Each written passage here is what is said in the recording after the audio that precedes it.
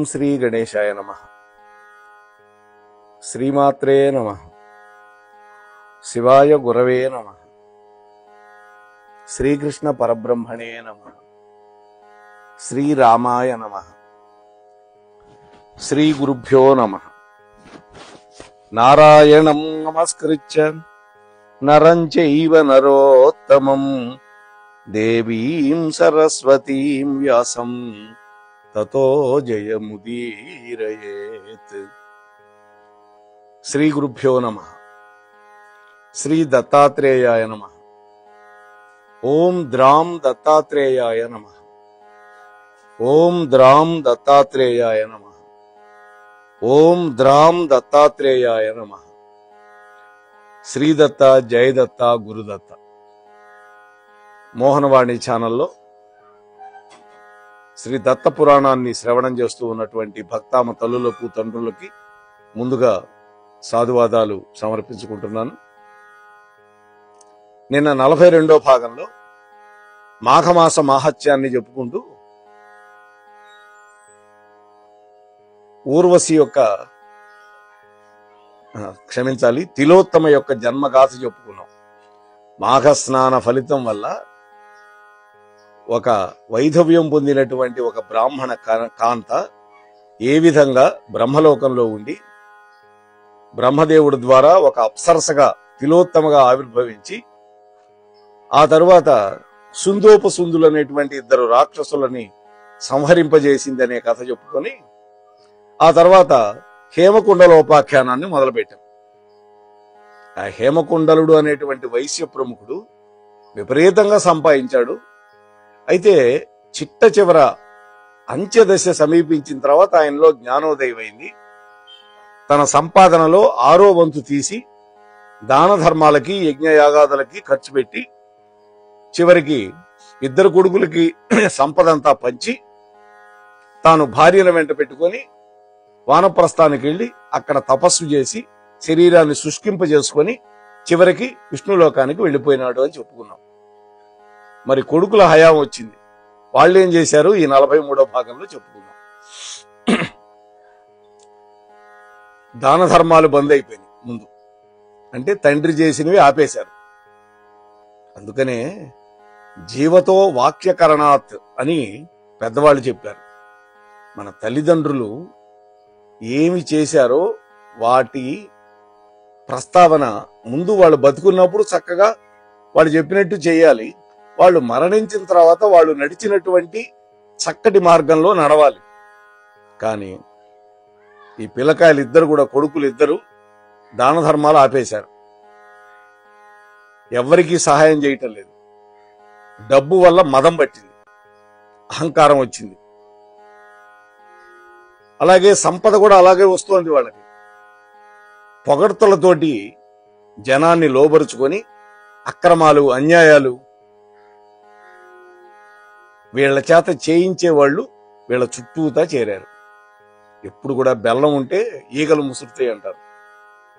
అంటే వీళ్ళిద్దరినీ పొగడ్తలతో ముంచి అక్రమాలు, అన్యాయాలు చేయించడానికి కొంతమంది చేరారు. అన్నదమ్ములు 2 కూడా దుర్వ్యసనాలతో పూర్తిగా మునిగిపోయారు. అమ్మ తరఫున బంధువులు ఉన్నారు, మేనమామలు, వాళ్ళు చెప్పారు. తండ్రి తరఫున బంధువులు ఉన్నారు, వాళ్ళు చెప్పారు.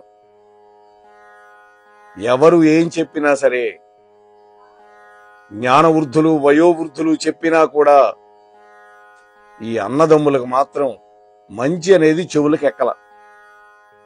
ఎవరిని దగ్గరికి రానిలా. గానా భజానాలతోటి, మేజుబాణీలతోటి, కచేరీలతోటి,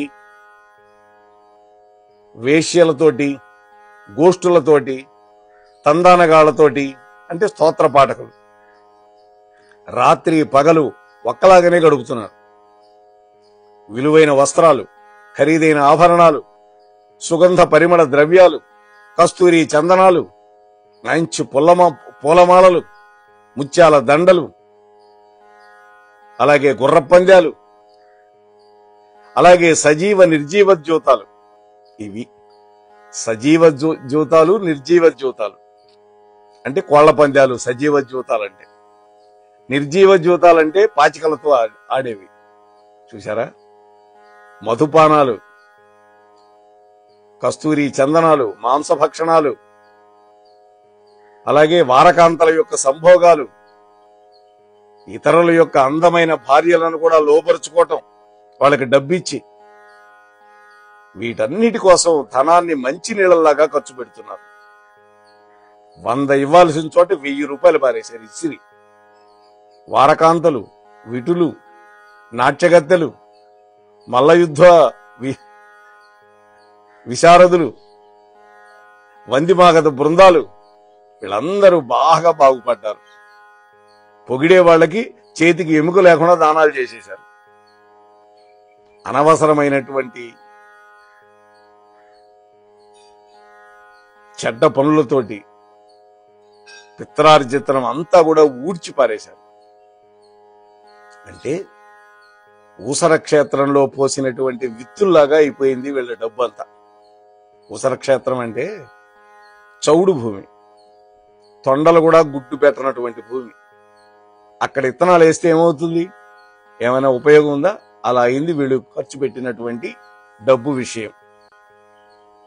వీళ్ళు సభ్య సమాజం కోసం, ప్రజల యొక్క సంక్షేమం కోసం 1 రూపాయి కూడా ఖర్చు పెట్టాల. చూసారా?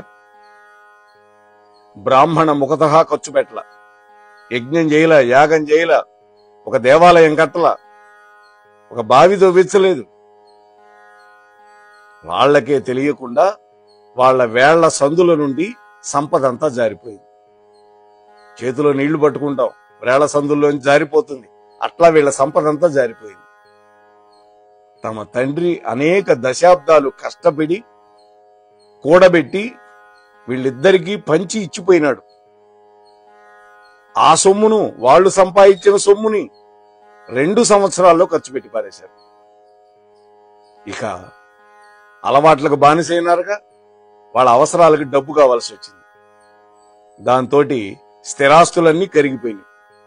పొలాలు ఇవన్నీ కూడా అమ్మేశారు.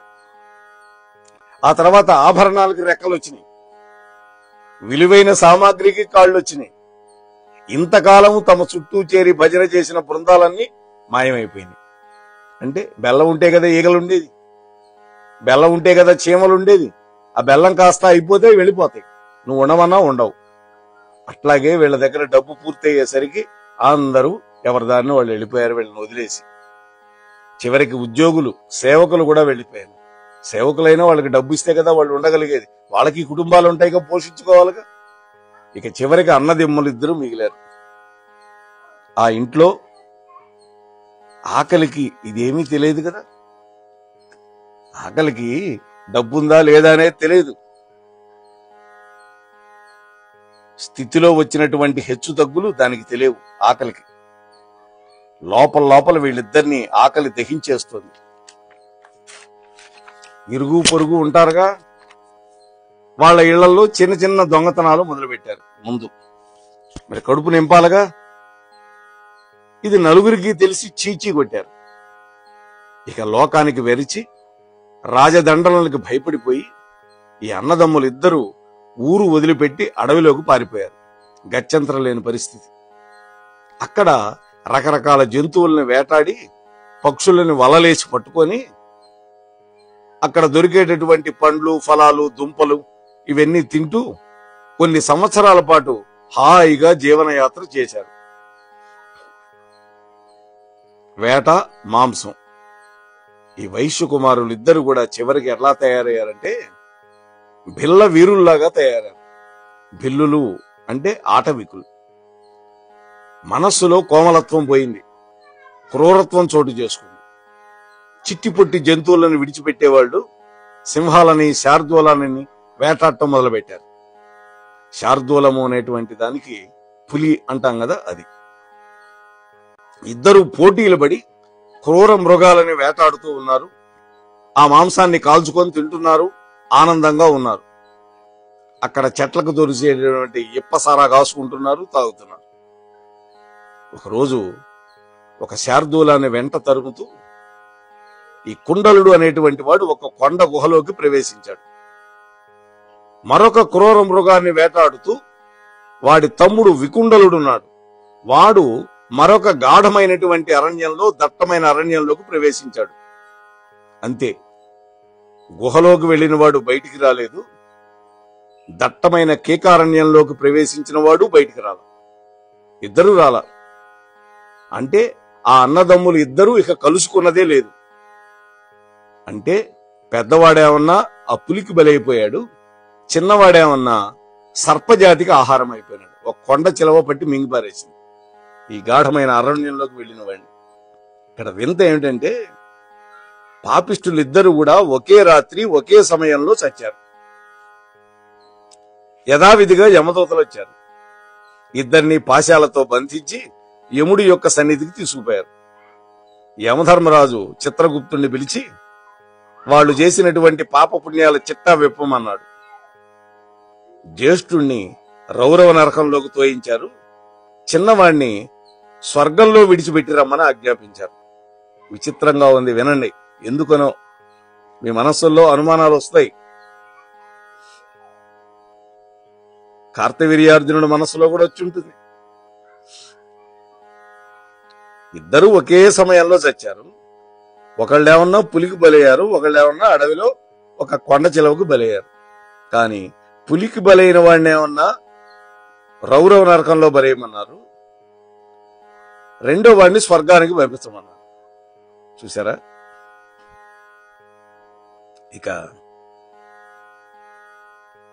నాయన పద పద, నువ్వు చేసినటువంటి పుణ్యకార్యాలకి సరిపడా స్వర్గలోక సుఖాలు అనుభవిద్దువు గాని నిన్ను స్వర్గంలో విడిచిపెడతాం అని వాళ్ళు బుజ్జగిస్తూ ఉంటే ఈ మహాపాపాత్ముడైనటువంటి వికుండలుడికి పెద్ద అనుమానమే వచ్చింది.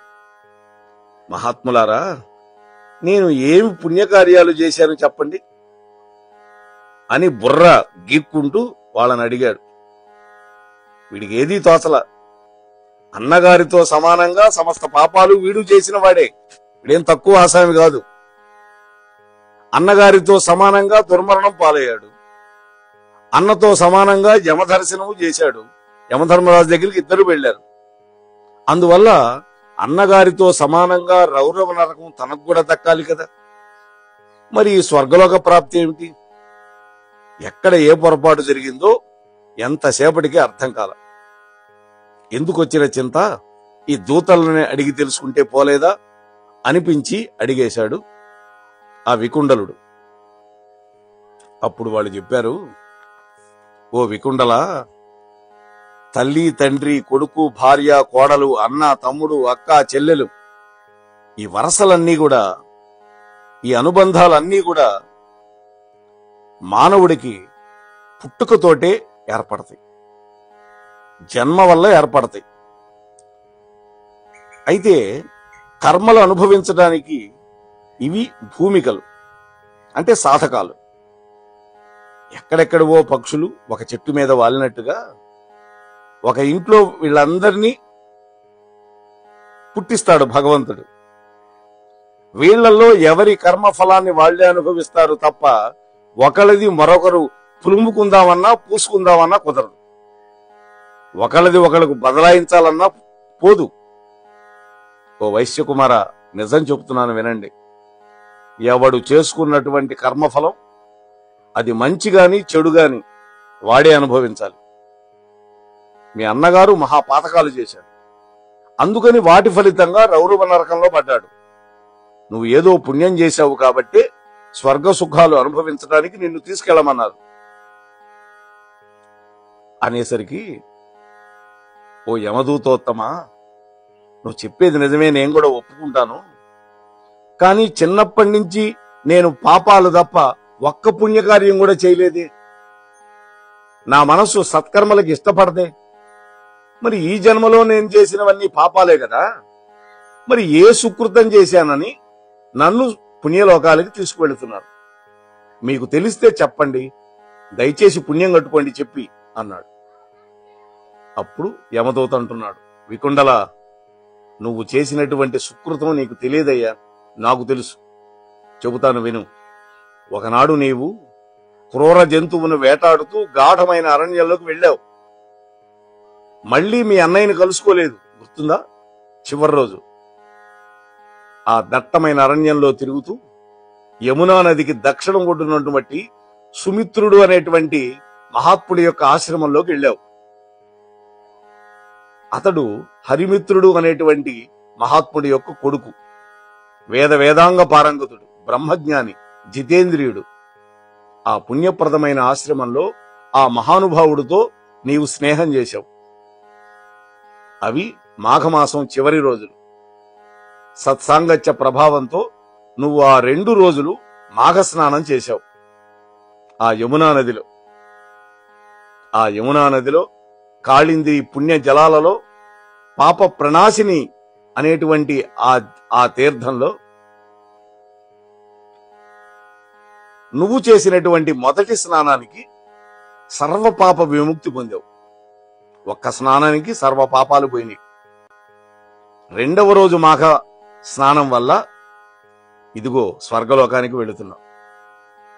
తన పాప ఫలాన్ని నరకంలో నీ అన్న అనుభవిస్తూ ఉంటే నీ పుణ్య ఫలాన్ని నువ్వు స్వర్గలోకంలో పొందుతావు. అక్కడ నీకు ఏ సుఖాలు దక్కుతాయో నేను చెప్పలేను, గాని మీ అన్నయ్యకు మాత్రం కత్తికోతలు, సోలపు పోట్లు బాగా రుచి చూపిస్తారు. గదాఘాతాలకు బలవుతాడు. బండశిలల కింద నలిగిపోతాడు. కనకన నాడే నిప్పుల్లో పొరలాడిస్తాడు.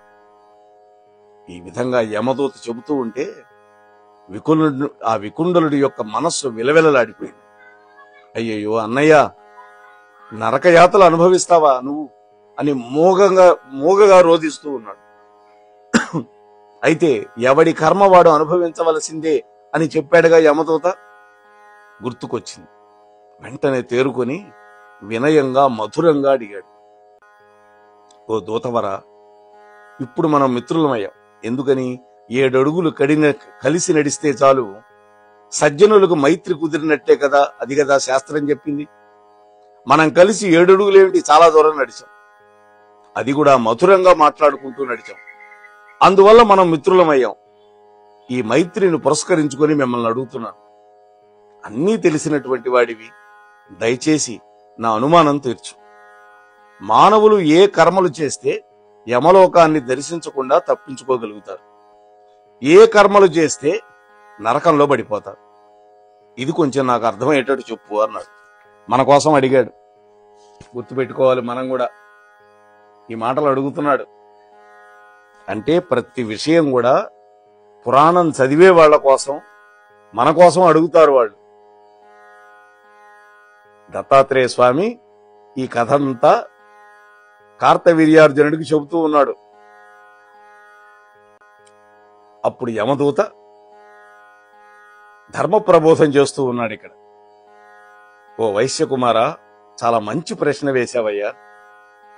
పాప ప్రక్షాళన కావడం వల్ల నీ మనస్సు విశుద్ధి పొందింది. ఇప్పుడు అందుకని శ్రేయోదాయకాలైనటువంటి ఆలోచనలు నీ మనస్సులో కదులుతూ ఉన్నాయి.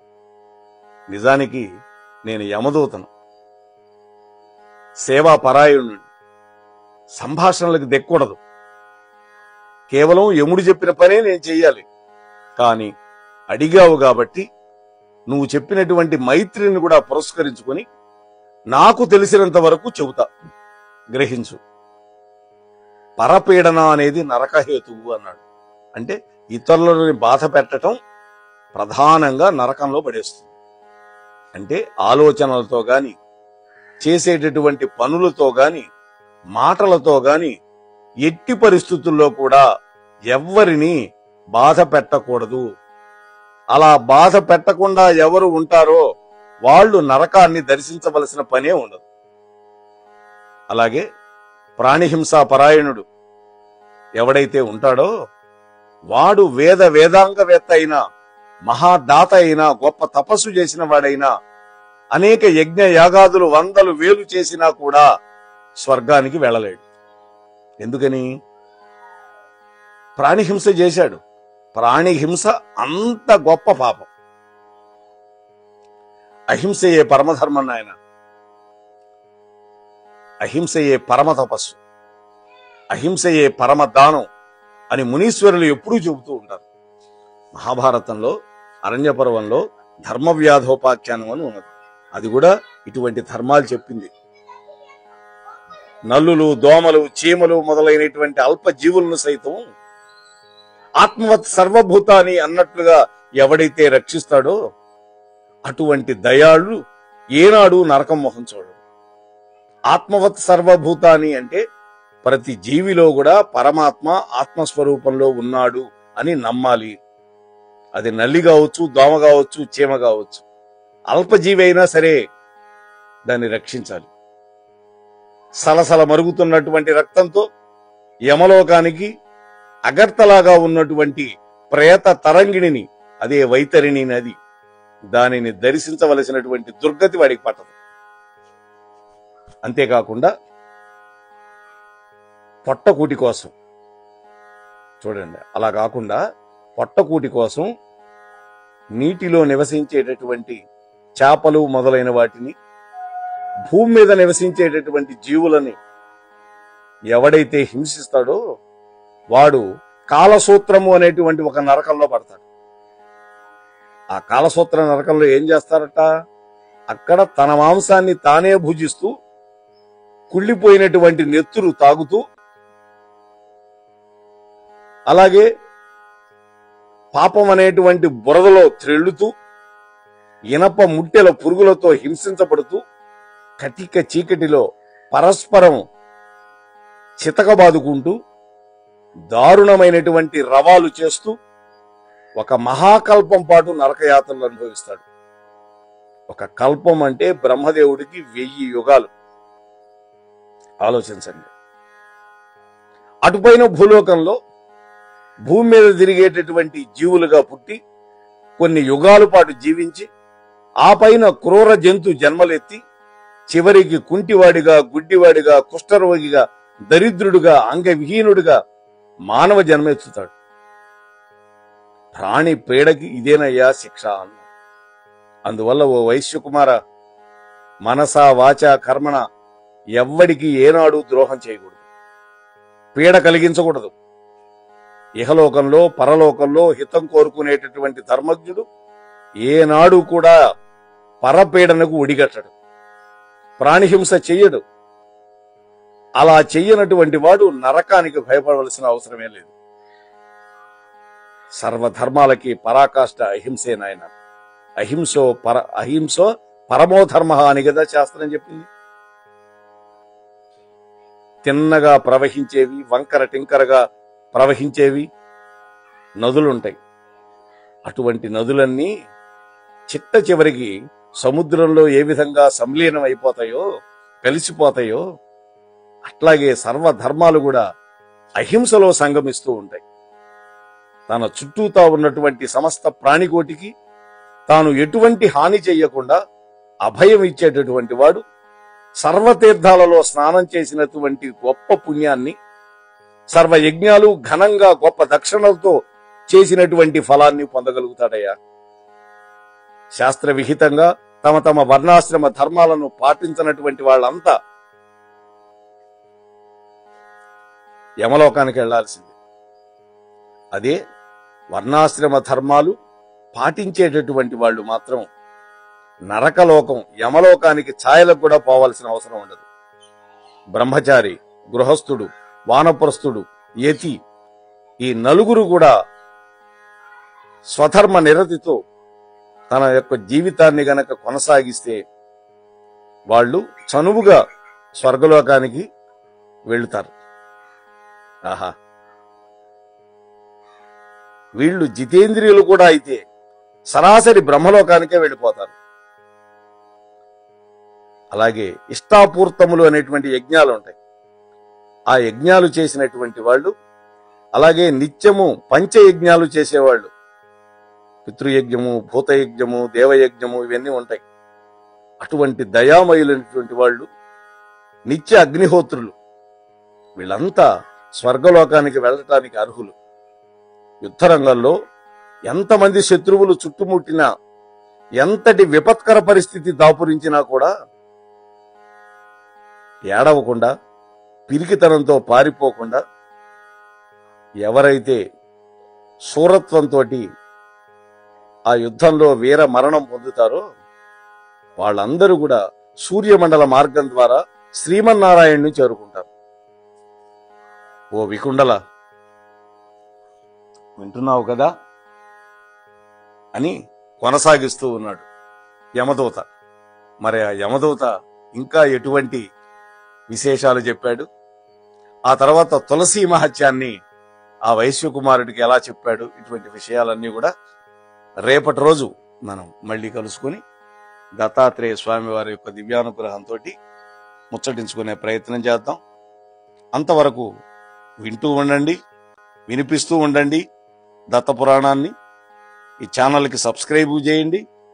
ప్రవచనం నచ్చితే మీ బంధుమిత్రులకు షేర్ చేయండి అని మీకు మరొక్కసారి మనవి చేసుకుంటూ మీ వద్ద సెలవు తీసుకునేమి ధర్మవరపు వెంకటరమణ. స్వస్తి. ఇంతవరకు మన ఛానల్కి ఎవరైనా సబ్స్క్రైబ్ చేసుకోకపోతే ఇప్పుడే ఈ క్షణమే సబ్స్క్రైబ్ చేసుకుని ఆ పక్క నుండి బెల్ బటన్ మ్రోగించి మమ్మల్ని ప్రోత్సహిస్తారని మనస్ఫూర్తిగా కోరుకుంటూ ధన్యవాదాలు.